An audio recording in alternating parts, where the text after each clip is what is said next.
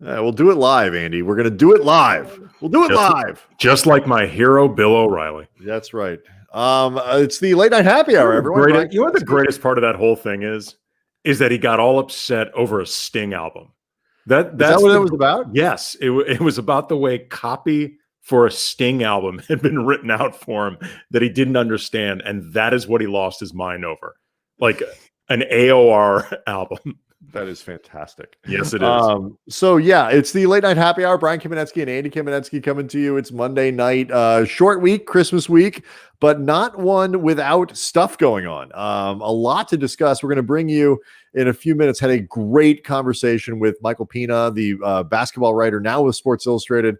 Spent a lot of time with GQ. I think he was with Bleacher Report for a little while too. Just a great basketball writer. Most of you probably read his stuff that he did throughout the bubble, focused a lot on the Lakers, particularly Anthony Davis. We spent a ton of time talking about AD in our conversation with Michael, talked about the Clippers. He has an interesting choice for the player that he thinks is the best in the NBA. Yeah. So we'll get to that, talk a little Lakers, Harden Clippers, and James Harden, who doesn't want to answer questions. No. About his future. It would appear that things between James Harden and the Rockets, to put it in the words of Tillman Fertitta, uncomfortable. They said they were willing to get uncomfortable, Andy, and James Harden has obliged. Yes. Oh, yeah. He was like, I will see you're uncomfortable and raise you a holy shit, what the hell is going on here? Yeah, it is. It's to the point where, like, I had the third pick in my fantasy draft, and this is for the little inside baseball. But for people who know it, Mike Trudell loathes James Harden. And because just everything about, like, the way he plays, all this, just hates everything about James Harden. Under normal circumstances in a fantasy basketball league, Harden is pretty much a consensus number one pick. The 3-pointers, he averages 93 free throws a game. Like, he is a scoring machine, piles up assists. He is a fantasy gold mine. But because of everything that's going on right now, nobody kind of wanted to. I had the third pick. Anthony Davis was available on the board. So was James Harden. Jumped on AD, like, all over that. Love it. Harden fell to Trudell at like 7, and he had to take him. Oh my God. I would love. Did you guys do this over Zoom or anything like that? There was a live chat going on, and we all were like, yeah. But could you have seen, I wish you could have seen Trudell's face. The disgust on Mike Trudell's face, because, like, and, he thinks it's gonna be tough having, like, the people in Houston in his ear, having Trudell in his ear every day, yelling at him to play the right way. So yeah, Mike Trudell it's the most 2020 fantasy thing you could possibly find, is Mike Trudell having to draft for value's sake James Harden in the first round of our fantasy draft. Yeah, as the kid from NYC points out, Mike Trudell loves Harden as much as BK loves Andre Ethier. No, I actually think I like Ethier more. I'll be honest with you. I mean, if I got to hang with Andre Ethier, or he's got to, like, watch James Harden, I'm taking. I think I win this one. Really quick, before we get to Kuzma's extension, interesting question from LA Rams FC. Sure. Which loss is worse, Rams or Steelers? The Steelers had it handed to them tonight by. Well, I will say this. I think the answer is the Rams, because I was having this conversation with somebody the other day, and the Steelers were the worst 11-0 team in the history of the NFL. Like, they just weren't that good. And then they became the worst 11-1 team in the NFL. And then they became the worst 11-2 team in the NFL. And now they're the worst 11-3 team in the NFL. It's not that they're terrible. They're just not that good. And the Rams, when you consider the crowd at the top of the NFC and the chance to win the division, all this stuff. And the fact that the Jets are winless. They are winless. Doesn't seem to be trying very hard to change that. They tried just enough in this game. I mean, although some people suspect that Frank Gore, the old veteran who's is not really worried necessarily about the Jets setting up properly for their future, wasn't on board with, hey, let's just toss this thing because Trevor Lawrence. There's a reason they don't call him Frank the Tank, Andy. No. I see So what you did there. I did. Yeah. I turned it. So what I did is I took it and I turned it around. And so, yeah, I think that's the answer to that question. So, again, Michael Pina coming up in a couple minutes. Really, really good conversation with him. You want to stick around for that. But let's talk about Kyle Kuzma, because it's not just NBA news in the context of the Lakers, Andy. It's also NBA news today because it was like extension day around the NBA. All the players from that class get their extensions. You look around, and Jonathan Isaac gets $480 from Orlando. He's not even going to play this year. Markelle Fultz gets $350 from the Magic, who seem to be leaning into mediocrity. OG Anunoby from Toronto gets $472. That's $18 million. Derek White gets $473, basically $18 million. Kyle Kuzma re-signed or extended with the Lakers 3 years, $40 million. It's about 13 and a third per.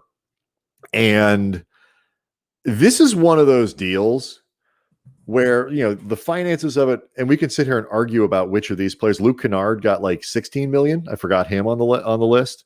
We can kind of argue about where Kuzma falls on that. Like, is he better than Anunoby? Is he better than White? Well, no, he's definitely not better than Anunoby.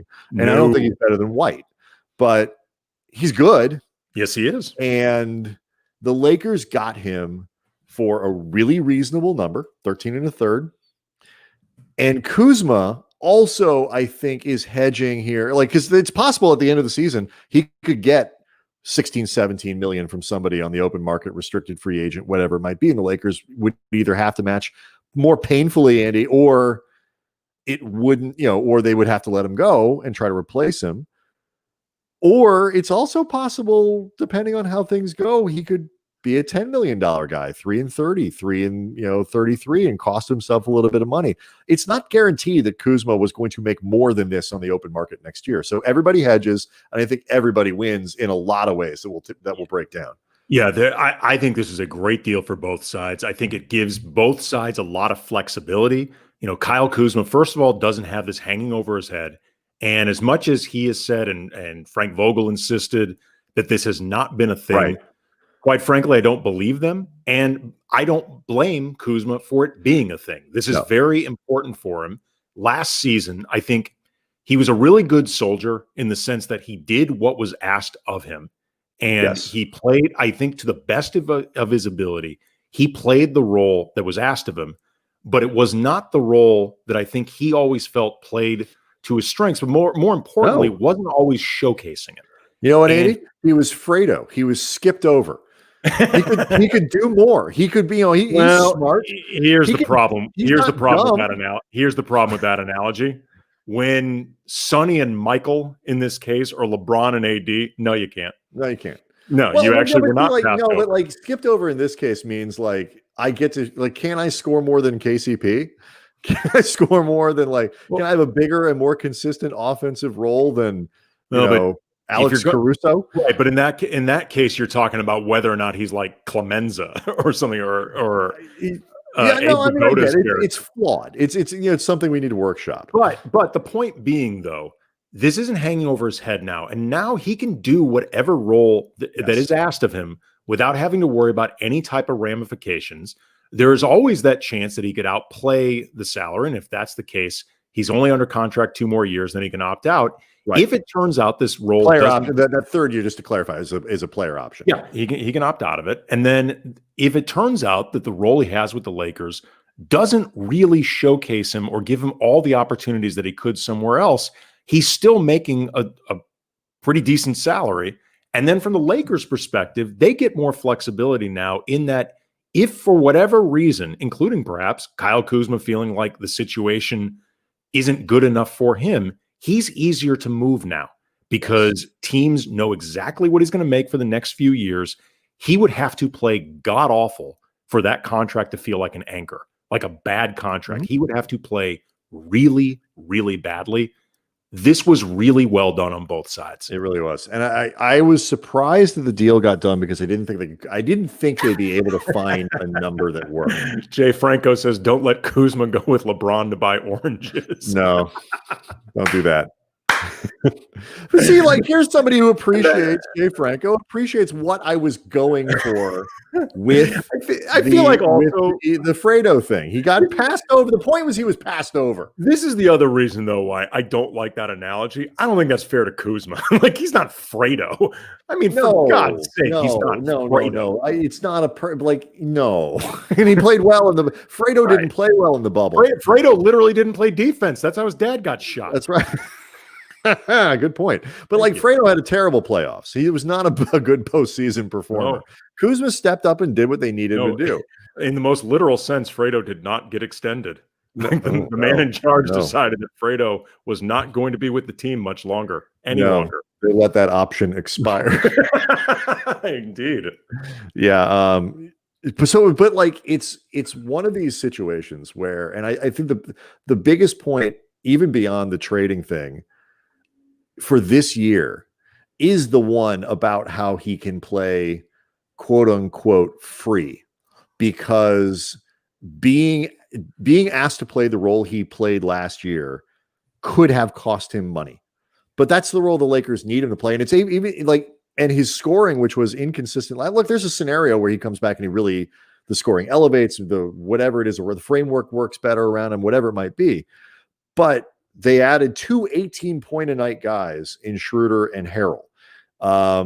It doesn't necessarily stand to reason that he's automatically the third option anymore. He might not score 12 and a half points a game like he did last year. And if he shoots 30% from 3-point range again and doesn't score, even if he plays defense the way he's asked to and fills a role and improves his handle and all these other little things, the open market might not reward him for that. And so now he doesn't have to worry. And like you say, we can all criticize these guys for that's tons of money no matter what. Okay, you tell me that you wouldn't be concerned about, the first contract that can set you, your family, your family's family, all these stuff up forever. He's made a lot of money relative to the rest of us, but not FU legacy money yet. Hasn't. You tell me that wouldn't matter to you or wouldn't be in the back of your mind. Now the Lakers don't have to worry about it, and neither does he. And for this year, regardless of whether they end up moving him or not, it makes the Lakers better this year. And I think that's critical. I think another thing that's good about it is, from an optics perspective, I think it's really good for the Lakers. And I don't think it's a coincidence that when they announced the extension, Rob Pelinka pointed out that it was rewarding to give a contract like this to one of their own, somebody that they drafted and they have developed. And, he is the only man standing left from the period of the kids. And it's not an apples to apples comparison, but it reminds me in some ways of what the Lakers did with Kobe those last 2 years when he got the $48.5 million extension. Not making apples to apples comparisons. Before my trade thing was, that's terrible. Okay, I'll let you have it. I mean, this was better fruit, if nothing else. This was much more applicable fruit, but it sends a message to players around the league about how this organization takes care of their own and also takes care of somebody who did what was asked of him on the way to a championship. I think that's the bigger aspect of it. Yeah. Again, and that's obviously Kyle Kuzma is not Kobe, but I don't think it's that Hold far. On 1 second. There we go. Sorry about that. I was trying to pull up the broadcast. Go ahead. No, it's weird, but I'm saying, so I can share on social media. Okay. I think this was a really good move on both sides. I think it's one less thing that is a storyline during what is already going to be a very difficult season for the Lakers, even though we expect them to be the best team in the league, just because the parameters of this season is going to be really difficult. So again, I was not expecting this to happen, to be perfectly honest, and Kuzma for a while didn't seem like somebody expecting this, but I'm really glad it worked out. I wonder if he thought they would get up there. I mean, the thing about what you're talking about too, Andy, is it two things can be true at once. It can be they are taking care of their own guys. And I think it's less, look, he's a homegrown dude or whatever, as it is. Players around the league know that on a shitty team, Kyle Kuzma can score 18 to 20 points a game. You know how they know that? Because on a shitty Lakers team, he scored 18 to 20 points a game. It's like the evidence is there. but they wouldn't let him do that. Like, he's not in a situation where he could do that. And you know that if you come there and you do what you're supposed to do and what's asked, that you'll get paid. But at the same time, everyone also knows that 13.3 with 3 years and a player option on that last one is really useful. It's a perfect salary slot. That plus KCP equals a max player. Like, all of these numbers work together. And so, yes. And like, Kuz knows that, his agent knows that. It's not a secret. No, but again, multiple things can be true at once and useful for people. But at least Kuzma knows that if he gets traded, he's going to get paid at the same time. Yep. Yeah. Again, kudos to the Lakers for working this out. It was a very pleasant surprise. Yeah. All right. So, should we go to Michael Pina? Yeah, let's do it. All right. So again, earlier today we spoke to Michael Pina. He's now with Sports Illustrated. By the way, they've been staffing up, man. They brought in Howard Beck. They brought in Kate Fagan. Michael Pina, obviously a really great writer. I'm happy to see that happening. Yeah, this is a brand that I think so many of us grew up with that, to say the least, had fallen on some really hard times. So to see where they are now, bringing in talent again is cool. I really, really hope it works out. But we started out, if you missed it, Michael Pina, when he was with GQ, wrote a ton of great stuff about AD and what he was doing in the bubble and his sort of a playoff ascension. And so with that in mind, I started off by asking him what he expects out of AD this year. If you're doing what he did in the playoffs and now coming into this season, he signed the extension. What are your kind of impressions and expectations for Davis this season? I mean, it's really crazy because the way he shot the ball in the bubble was remarkable. I mean, he took some of them, like the volume of long twos he took was up near the top of the league, and he hit like 50% of them, which is just completely unsustainable and something that he didn't do at any other point in his career. So I'm looking forward to seeing if he can do that, replicate that success. And I'm looking forward to seeing like if he's going to step out behind the 3-point line a little bit more in a season where he wants to take the physical stress off of his body, I would imagine, because of the schedule. So, I mean, to answer your question, I think that like MVP should be in the conversation for him. I think that Defensive Player of the Year should be in the conversation for him. He should be the favorite for that award. No disrespect to Giannis, who I love, but winning that award 2 times in a row is pretty difficult. And so, yeah, I mean, it's a really interesting situation when you play alongside arguably the best player ever in terms of getting your own shine and your own attention. But AD is he's a force on both ends. He makes everybody else around him better in the pick and roll, the way he attracts attention. There's really no answer for him either, like as we saw in the bubble. So I'm expecting big things out of AD this season.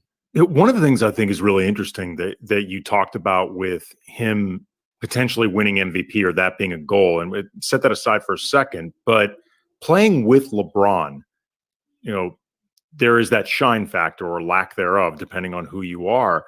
I think it's really interesting, though, the relationship that they have. There's clearly a mentoring thing going on, and LeBron seems to really enjoy it. Like, this seems to be something that he really has taken to and taken pride in. And I wonder just that being there, how much that may open up opportunities for AD to actually shine in a way that would allow him to win MVP, because winning MVP alongside LeBron, that's a tall order. There's a difference, like you said, between winning MVP and playing at that level where like you could be the MVP. What has to happen for him to actually win it? Well, the Lakers can't get outscored by 3 points per 100 possessions when LeBron isn't on the floor and AD is on the floor. Like that's a start. So like he needs to lift everybody else up around him. And we saw in the playoffs, that's what he did. They were great when LeBron was resting and Davis was on the floor. So we need to see that for an entire regular season. I mean, it's going to be difficult. I mean, like, because human beings vote for this stuff and human beings know how great LeBron James is. So like, the difference between actually winning and playing at that level is kind of, I mean, it's difficult to parse for sure. But like to your point, Andy, you were saying about how Anthony Davis is kind of like taking a little brother role with LeBron. And I do wonder, like, the age difference there really does benefit both of them, because there's no disputing, who is the mentor, who is the mentee, who is, when guys are the same age, sometimes there's a little bit of a rift between whose team it is, who's the alpha, who gets the last shot, etc. Here, there's just it's a beautiful partnership. It's very symbiotic. I think Probably it helps that he doesn't call him kid, though, too. Yeah. Well, I think it also helps, too, that LeBron's legacy is beyond secured by this point. It's just a matter of how many titles does he finish with.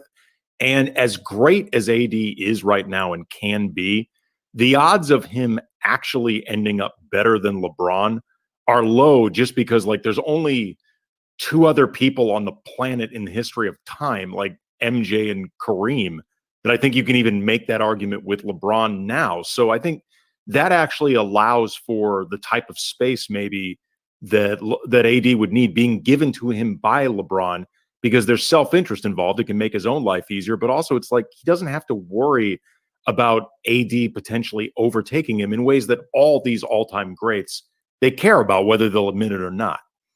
No, that's another great point. And LeBron is going to be 36 this year. And like you just said, he needs Anthony Davis to play at an extremely high level when he doesn't want to do it in, I was going to say the dog days of January, but that's the first month of the season this year.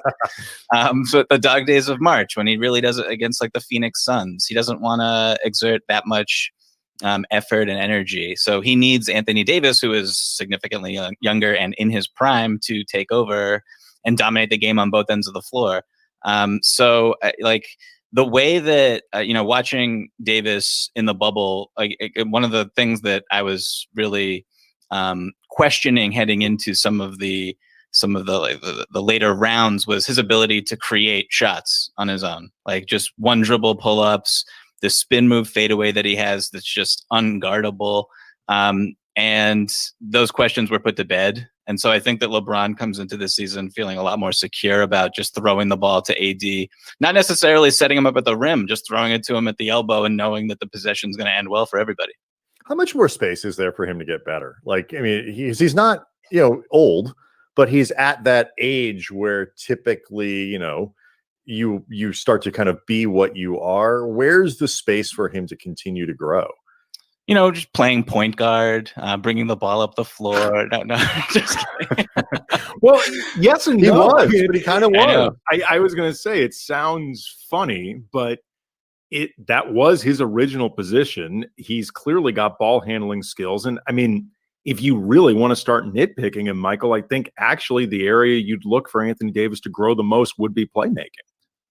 No, that's a great point. I was going to say, as my serious answer, when he gets doubled in the post, kicking out to making a read that is more complicated than, the single pass, the guy who is one pass away, who lets the defense kind of rotate out naturally, and you don't really gain an advantage. So he's been, he whips the ball around some here and there, but there's turnovers that you don't really want. I would say that him reading the floor, reading double teams, anticipating double teams a little bit better. And then also, honestly, I'm expecting step back threes, just nice. Turning.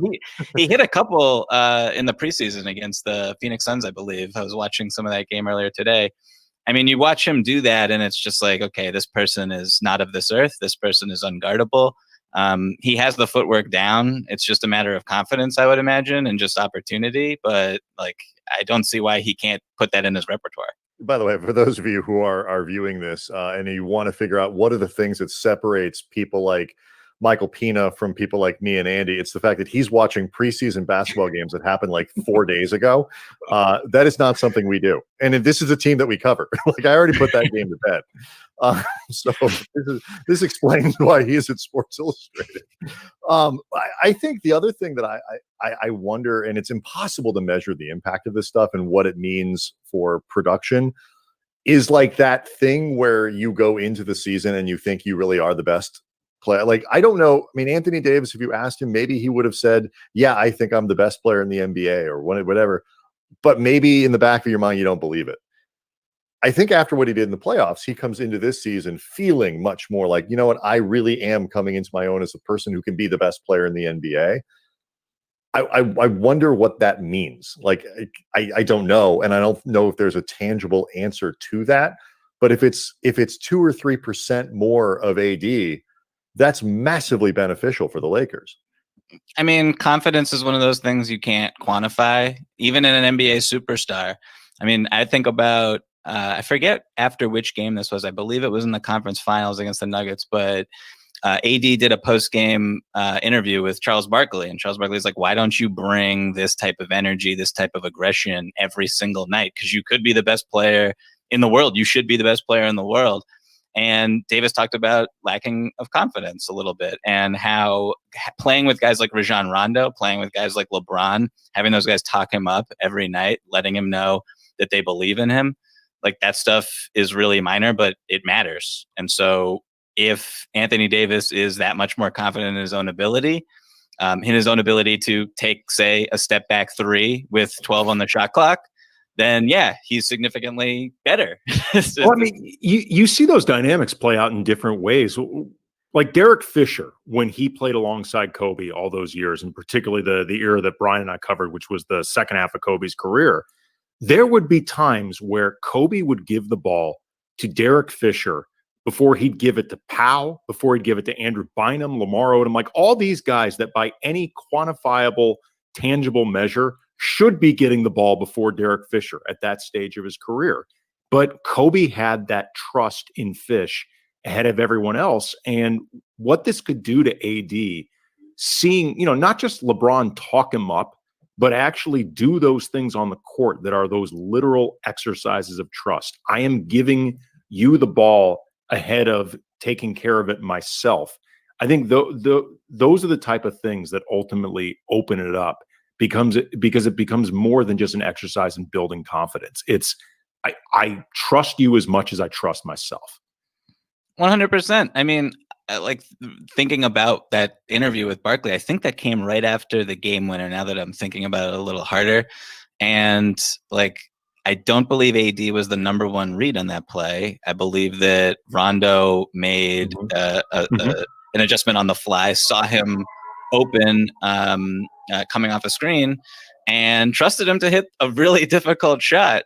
So yeah, to your point, hitting guys in spots that big spots where you trust their ability to not screw up with everything's on the line. And I think that everyone on that team should have that trust and that faith in Anthony Davis at this point. I mean, just watching him, whenever he takes a shot, I believe it's going in, which is something that I didn't really feel heading into last season, to be honest. But after watching him in the bubble, he's remarkable. He can get a shot off anywhere on the floor he wants. So I have the third pick in my fantasy draft, and this is really making me hope AD falls to me. Like, I'm just very jazzed, but I mean, not only the good stuff, but like I love the idea of him taking a couple FU shots a game. Like a step back three from Anthony Davis with 12 on the shot clock. Is that the best shot they can? I don't know, but it's worth the exchange just in swag. I think it's like when Damian Lillard pulls up from 45 feet with 22 seconds on the clock. Like, is that a great shot? No, but if it happens to go in, the demoralizing effect on that defense. Like, it also just sends just that you're taking that shot when you're that good. It's one thing, when Jordan Clarkson in his second year used to launch from there with 20. Like, that does not that's like the defense is like, okay, fine. It says something to the other team when great players pull that stuff once or twice a game. Like, it's almost like a lack of respect for your ability to contain me in any meaningful way. So I get to do this shit too. And I think it matters. I have this in my bag. I'm about to take it out. And you have to think about it for the rest of the game now. Like, you have to worry about me actually stepping back. Especially if I make it, like, good luck. The night's basically over for you. And so, it's like a confidence thing. It is an FU thing. And it's swagger for sure. Beyond AD. Yeah, go ahead. I was going to say, beyond AD, when you look ahead to the Lakers season, what are you most curious about? Taylor Horton-Tucker is really the legend. The Lakers have the three best players in the NBA. They also have LeBron and AD. Yeah, no, I'm like, anytime you have someone that young on your team and you're the defending champion and he's going to enter the rotation in a seemingly significant way, I'm really interested to see how he plays. I mean, him in the preseason was kind of a revelation. I was not expecting any of that. I'm also interested to see, is Schroeder going to start or not? I think that, he started some of these preseason games. He said he wants to start. I don't know if that's the best thing for the balance of the team. It does take some of the offensive burden off of LeBron, who basically would have to run everything otherwise. So I'm fascinated to see how Frank Vogel just kind of figures all that out and lets the pieces fall where they may. I do.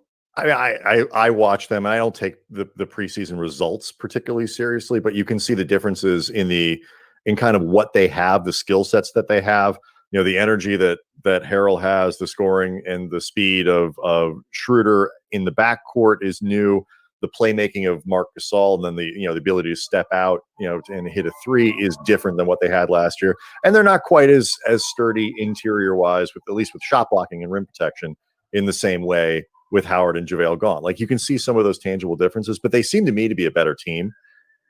First of all, would you agree with that? And then, if they are, how much of a gap do you think there is between them and, whether it's the Clippers, the Heat in the East, whoever it might be, the best teams that are chasing them?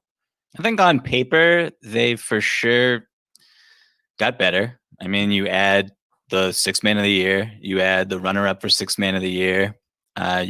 You move on from some of the older pieces who were probably going to decline this season in Rondo and Dwight Howard, most notably.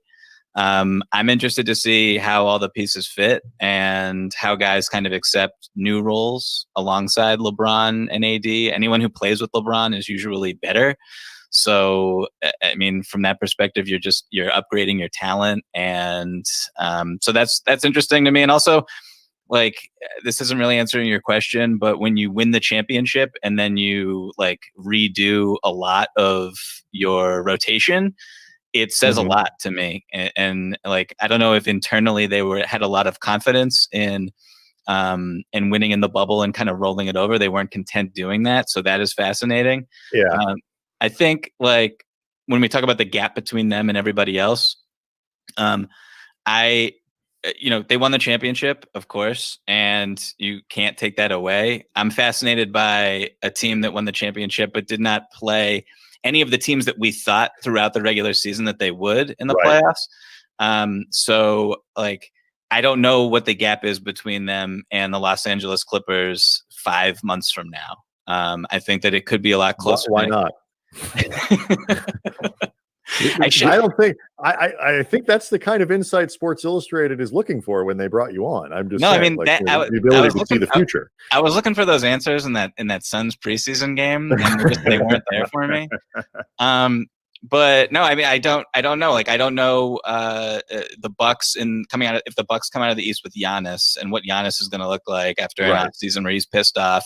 They add Drew Holiday, etc. So I don't know what the gap is between the Lakers and everybody else. I do think that they should be viewed as the favorite, though. I do think I know Andy wants to ask about the Clippers here in a sec, but I think your point about not sitting on what they did and rolling it back, which would be the easiest thing to do, is a recognition that some of the weaknesses that they had last year were real. And you can't count on them because they didn't come back to haunt you in the playoffs last year. Doesn't mean they wouldn't this year.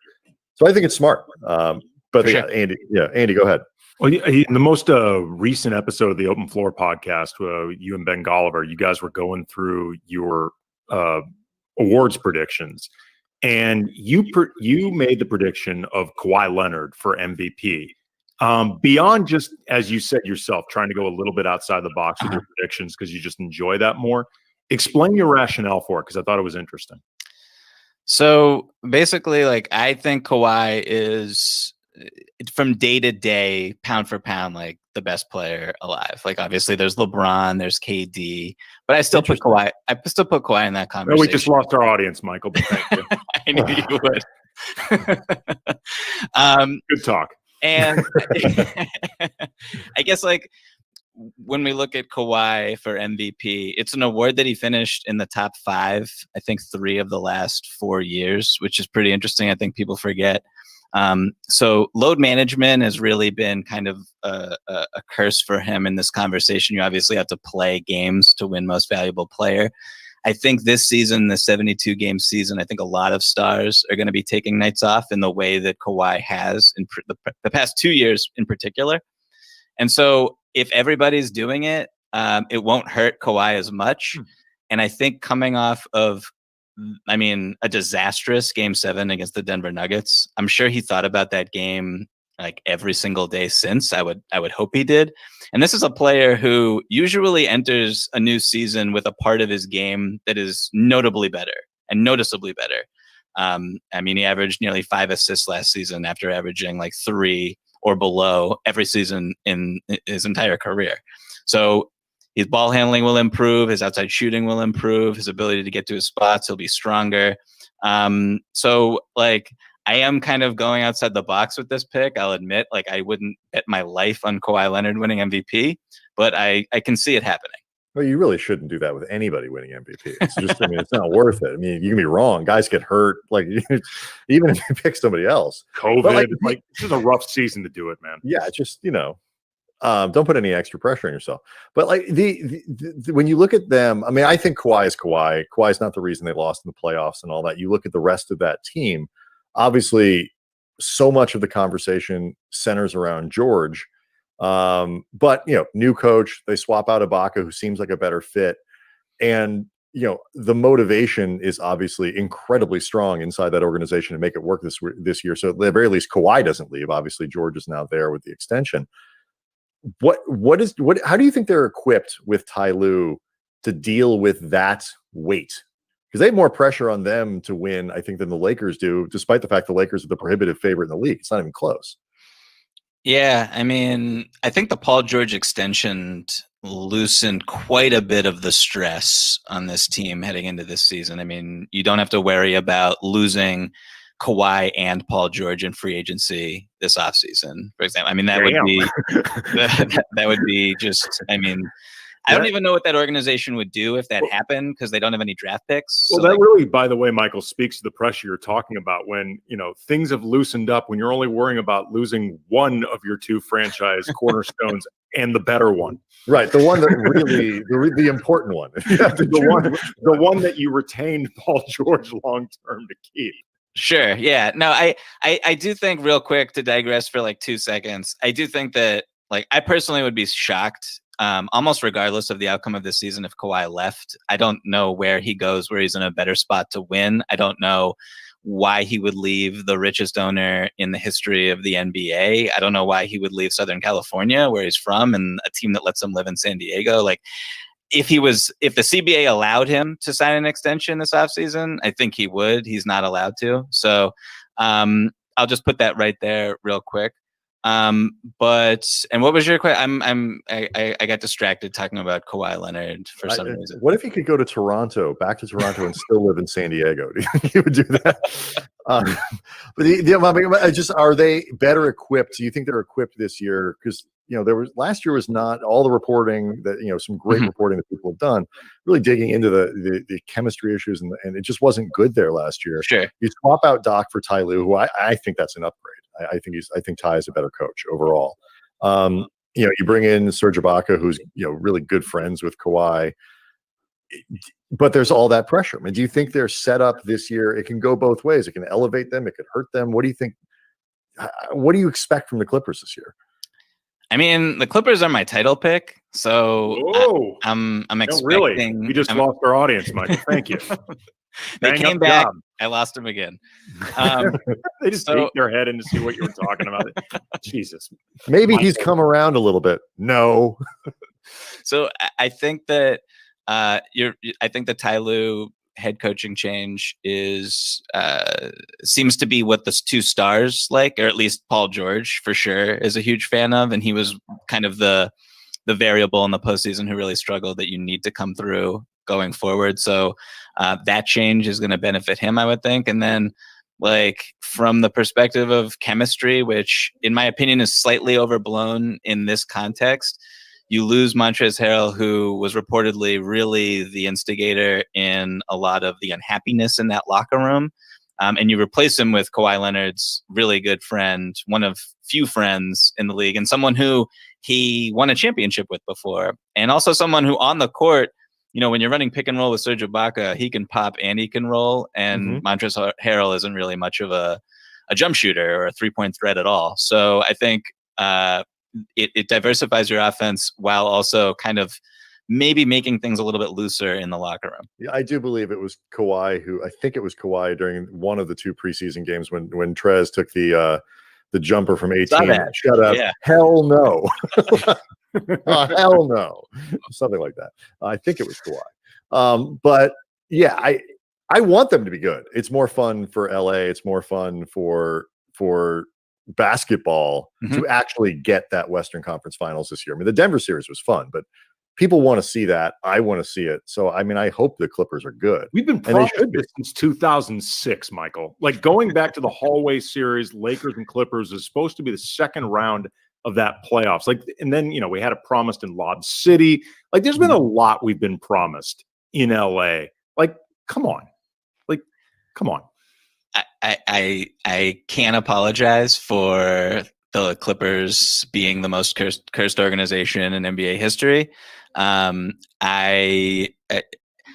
really like how I don't know. Like I don't know if you guys read Kevin Arnovitz's piece on ESPN.com about the Clippers and how they're kind of changing not only their player development ideology and also just their on court. They're going to do it. That's what's been reported. I mean, look, like this team finished top 2 in offense, top 3 in net rating last year.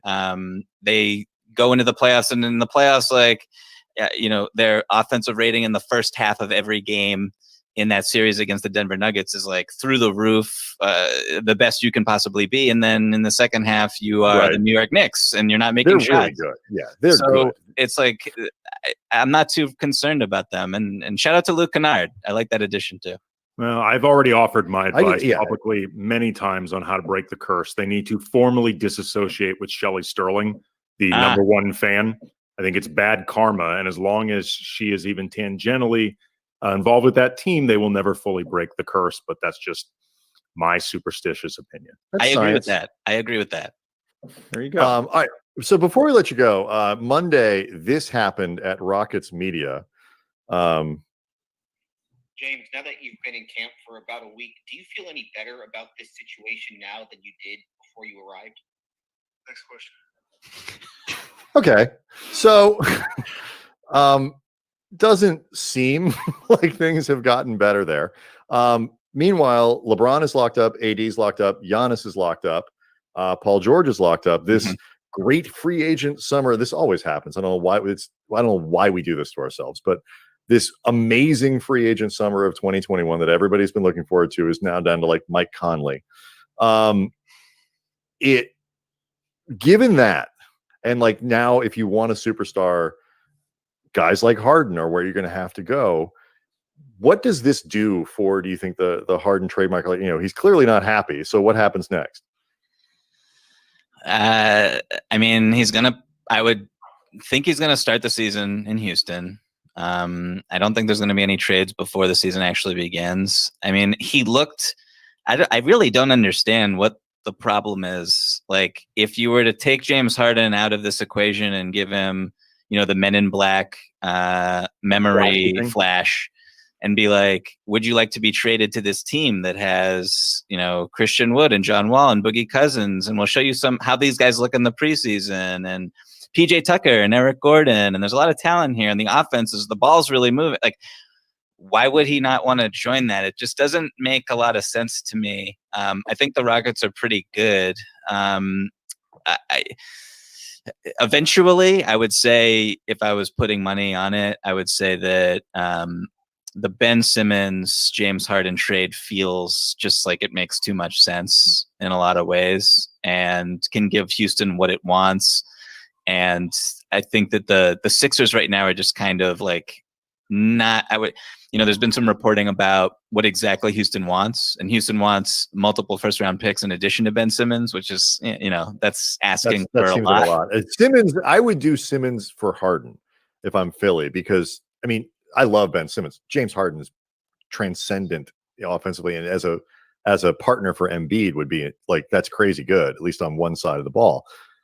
That with a bunch of picks is a lot. That's a lot. It is. So I think that eventually a Simmons for Harden swap happens, I would say, which is a bummer for the Brooklyn Nets potentially. Who knows? But yeah, no. I mean, if you're Houston, you should be thrilled with getting someone who's under contract for as long as Ben Simmons is, who's as young as Ben Simmons is, and who, I mean, like, all of a sudden your franchise player is one of the better defenders in the league. So that's a new look for you, which they can be excited about. But yeah, I think that, it obviously James Harden's not getting over whatever is upsetting him, which is disappointing, I would say. But the Rockets don't need to trade him until they get what they want, because he still has 2 years under his contract. Do we know the strip club scene in Philly? This is for, I mean, if you guys want to talk about it off air, I went to the school at the University of Delaware. I had an experience. So, That's for the stuff we put behind the paywall. Yes, for our soon to be started Patreon. Just like the strip club card. Yeah, exactly. All right, Michael Pina from Sports Illustrated. When do you start there? After the first of the year, right? Yep, New Year's Day. So start looking for that stuff. So really next week, from Michael, a great addition to Sports Illustrated. Stuff is just fantastic. Thanks so much for giving us the time. We really appreciate it. Thank you, guys. This was fun. Unmute everyone. Look at that. We're getting good at this. That was fun. He, like I said, I would assume most Lakers fans read a lot of his stuff. Most basketball fans read a lot of his stuff in the bubble, and just a great writer, and appreciate him coming on. There was a lot of upsetness, anger in the chat, Andy, at the suggestion that the Clippers might win a title. It does get to sort of it's not a crazy notion. Like if you pick a team that isn't the Lakers to win a title, if you go with the field, then the most logical choices are the Clippers and the Bucks. I think the Lakers are better than both of them. We talked about it on the podcast this week, the Land of Lakers podcast. We had Kelvin Washington on from Spectrum Sports One. I think what separates the Lakers from every other team is the Lakers. The Bucks have Giannis, but they only have one Giannis, one player of that caliber. The Clippers have Kawhi, and I thought Michael Pina makes a compelling argument that Kawhi could be day in and day out the best player in the NBA. Argue with it if you want to. It's not crazy. They only have one guy. They only have that guy once. The Lakers have. I'm being told the sound is off right now. And hold on one second. Can somebody put in the chat? Is it inaudible or is it out of sync? What's the issues? Oh, I'm being told now sound is fine. Being told sound is fine. Okay, well. Someone is lying. Sabrina would never lie. I'll tell you that right now. Sabrina would never. Well, she's been on Jeopardy. She's been on the show. I mean, she's not going to stop. Right. True. I mean, this has been a Sabrina Merchant vehicle, for God's sake. Like, she's not going to undermine it. That's right. Exactly. Who is people who tell the truth? All right. So anyway, I'll assume people heard most of that. But the Lakers have two of those guys, and that's what separates them. But if somebody else is going to beat them, it's probably going to be the Clippers or the Bucks. I think those are the teams that most people would favor. By the way, Big Diamond, thank you for watching on YouTube. A reminder, you can watch this show on YouTube. We don't do a very good job of promoting our YouTube channel, but it's Cam Brothers, and I'll put that in the chat. But anyway, that was my point, Andy.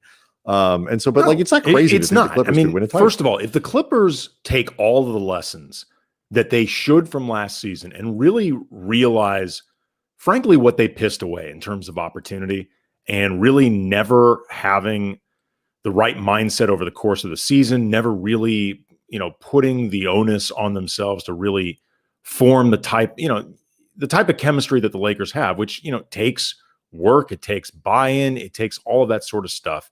And then in the bubble, they were disconnected, clearly off.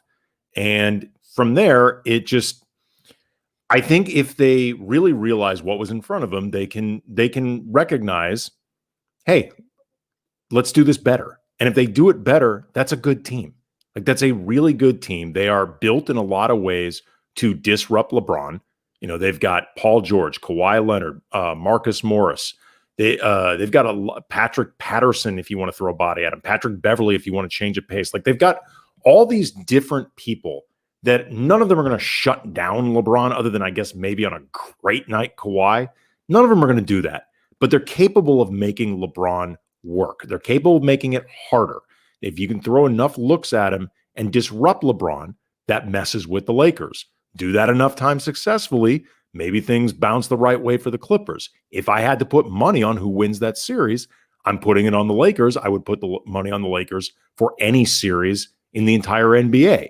But is it out of the question that the Clippers, with some tension removed from that locker room, with a different coach, different voice, I think whether it was Ty Lue or not, I think it had become pretty apparent that they needed a different voice than Doc Rivers. He had been there. He had been there a long time. Correct. He deserves a lot of credit for shepherding the Clippers through the Donald Sterling fiasco, for being there in certain ways as a leader for them. But truth be told, they didn't do any better under Doc Rivers than they did under Vinny Del Negro. And Doc Rivers had a lot more opportunities and a lot more talent. And at some point, the voice needs to change. Even voice needs to change, especially in the case of Doc, because Doc's primary value to the team was voice. And so if that's not working, if you're not getting, it's not X's and O's. I'm not saying the guy doesn't know. We all understand this. But his primary value to the team was voice. It was gravitas. It was pulling disparate. It's what he's going to be responsible for in Philly, particularly if they trade for James Harden. James Harden and Joel Embiid, not necessarily two of the best NBA adults in the room, but like, if that's not working, then you need a better coach. That's it. Yeah, I mean, or different or maybe coach, better. But either way, it seems like Kawhi Leonard and Paul George have signed off on Ty Lue. Ty is certainly experienced. I guess Brian's dropped out of the room for a second, but there he is. I was trying to fix that microphone delay problem that people are talking about. You know, Kawhi, Ty Lue is very used to dealing with the biggest stars in the league, whether you're talking about when he played alongside Kobe and Shaq, coaching LeBron, now coaching Kawhi Leonard. He's not going to be intimidated. I mean, that's always been Ty Lue's reputation. He is basically impossible to intimidate, and he's going to do what he wants to do, tell guys what needs to be said, whether they want to hear it or not. And again, ultimately, I think it's up to these guys to just decide, we're not going to piss this away anymore. Like, we are going to take an opportunity that is in front of us and maximize it. And if they do that, they're going to be a very difficult team to beat. I would still pick the Lakers to beat them. Yeah, but they ain't going to be a joke if that's the case. The Lakers to beat all of these teams. I mean, that it's different than last year in the sense that the Clippers were the consensus favorite, but not in a it's a wrap kind of way. Like, if everything goes the way it's expected to, we are in a bit of a Lakers versus the field kind of situation.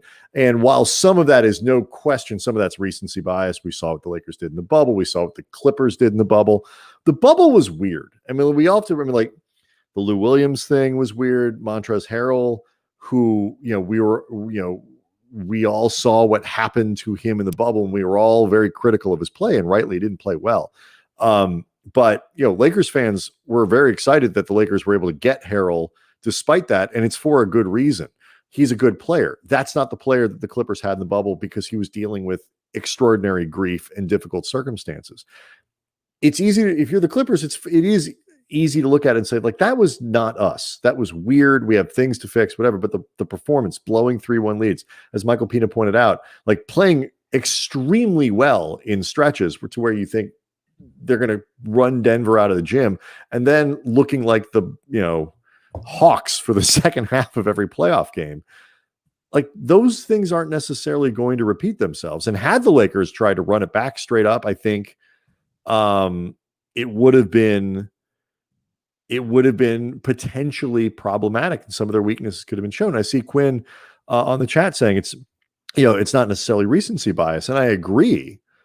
I don't think it's recency bias. I think the Lakers are better than everyone, and I think that nobody's quite figured out yet how to match up with them. That doesn't mean that they can't by the end of the year, or that the Lakers just don't quite come together in the way that we think that they should or would. But, injuries, I'm picking the Lakers over the field. There's no question. Right. Well, here's the thing about there's only going to be one team that wins, obviously, but there's a handful of teams that are always in contention. And as often as just talent winning out, circumstance can win out too. The Lakers in 2004, there was the upset against the Pistons, and the Pistons outplayed the Lakers, and they were a way better team in that series. And a lot of things went wrong for the Lakers, and there was a lot of guys that did not play well. But truth be told, had Karl Malone been Karl Malone and been healthy during that series, the Lakers may still have won in spite of themselves. There's always different. 2019, when the Raptors won, and I had been on the Raptors train all year. I had predicted them to go to the finals in my preseason predictions for The Athletic, and I think they were a legit team. Did it help their case that they were playing against the Warriors without Klay Thompson and without Kevin Durant?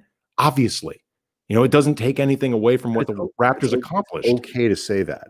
Right. But the point is that there's always some element of that when it comes to winning a championship. And my point being, the teams that end up capitalizing on that are the ones that are in the best position to do it. And the Clippers are one of those teams, even acknowledging the Lakers, I think on paper and in reality, are better than them. Both again, and both those things can be true. I wish it was one of those things where I could break it down to some sort of really insightful basketball thing where I noticed I have insight into the analytics that other people just aren't seeing, Andy. Like I'm some sort of sorcerer or wizard or a witch that should be burned. It isn't. It's just the Lakers have LeBron and AD, and if those guys play the way they're supposed to, they won last year with less depth and less quality around them than they have this year. If those guys are what we expect them to be, then they're the best team in the league. Like the NBA is easy in that way. Like, it is why Giannis staying in ultimately for the league, it's why Giannis staying in LA is better for the league. It's why, Kawhi staying with the Clippers is better for the league. All of these players staying where they are and re-upping with their teams is better for the league because if they all end up on two teams, it's fun to talk about those teams, but it's not necessarily good for competitiveness. Well, and the league right now has an issue. As much as the gossip and the soap opera can be fun and it makes for the best jokes, and for shows like The Jump that go Monday through Friday, it is a necessity. The reality is, I think the league is actually getting hurt in some ways by people paying more attention to the character-driven soap opera at times than the actual basketball. And the way to counteract that is when you have more balance across the league, even when there are one or two teams that are clearly better than everybody else, you want some degree of suspense and you want some degree of, plausible vulnerability from other teams. But it's interesting. Like we love dynasties. Like American sports fans love and respond to dynasties from a rating standpoint, the numbers back that up, but you don't necessarily want it to be over before, like you want some degree of parity or something that you can. Here's the thing. The only reason that dynasties would be impressive is if they were able to maintain it against really good competition. Otherwise, it's just one team that is so much better than everybody else because they're that much more stacked than everybody else. Right. Like what really will impress you about a dynasty is if they're able to take on a lot of different really good teams and continually come out on top.